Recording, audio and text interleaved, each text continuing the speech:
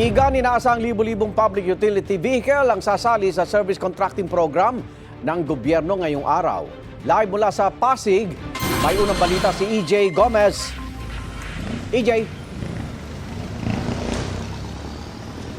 Igan, good morning. Mahigit 19,000 yan ang bilang ng public utility vehicles na babiyahe ngayong araw sa ilalim ng service contracting program ng gobyerno na layong madagdagan naman ang kita ng mga namamasada. Ilang tsuper dito sa Pasig City ang nakausap natin na nagsabing nakapagparehistro na sila sa service contracting program ng pamahalaan. Ilang modern jeepneys na rin na nakita natin dito sa kahabaan ng Marcos Highway na may nakapaskil na tarp na nagsasabing bahagi sila ng service contracting program. May iba naman na magpaparehistro pa lang ngayong linggo. Noong nakaraang linggo pa sinimula ng SCP pero kakaunti ang sumali ayon sa Department of Transportation o DOTR. Sa tala ngayon ng DOTR, mahigit 19,000 na mga public utility vehicles o PUV sa buong bansa ang nakatakdang sumailalim sa SCP. Kabilang dyan ang mga traditional at modern jeepney at UV Express. Isasagawa ang SCP sa loob ng 2 hanggang 3 linggo kung saan babayaran ng pamahalaan ng 30 pesos kada kilometro ang mga traditional jeepney.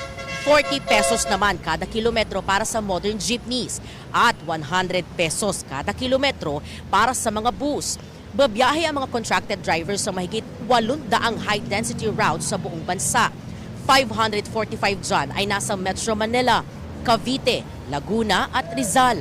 Ang mga kalahok ay kailangan magbigay ng 20% discount sa mga pasahero at kailangan tumakbo ng hindi bababa sa 100 kilometers kada araw. Pero sabi ng ilang driver dahil mataas pa rin ang presyo ng diesel, hindi pa rin daw sapat ang kitang maiuuwi nila sa kanilang mga pamilya.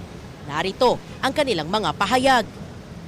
Naka-register po ko sa service contracting. Mission nakita nga po, ang kaso nga po mababa pa rin. Hindi pa rin sasapat. Oo, sa daan ng diesel. Ngayon pa lang, malaking tulong ho para sa pamilya namin. At napakahirap po, minsan walang kita. Hanggang ngayon, wala pa akong nakuha na 5,000 sa ayuda. Pag nakapalista kami, paglista, walang pangalan. Yung iba nga, 3 bisis na nakapagpalista, hindi lumalabas yung pangalan nila. Parang lukuhan ang nangyayari. Hindi pa rin masasabi mataas ang kita. 20% discount sa mga pasahero, tapos ilan lang naman pasahero din sasakay dito. Tapos magkano lang naman din ibabayad nila. Pambayad lang din sa diesel. Wala pa rin, walang kwenta pa rin yung ano na yan programa na yan. Ibaba talaga ang diesel. Yun lang talaga pinakamagandang paraan.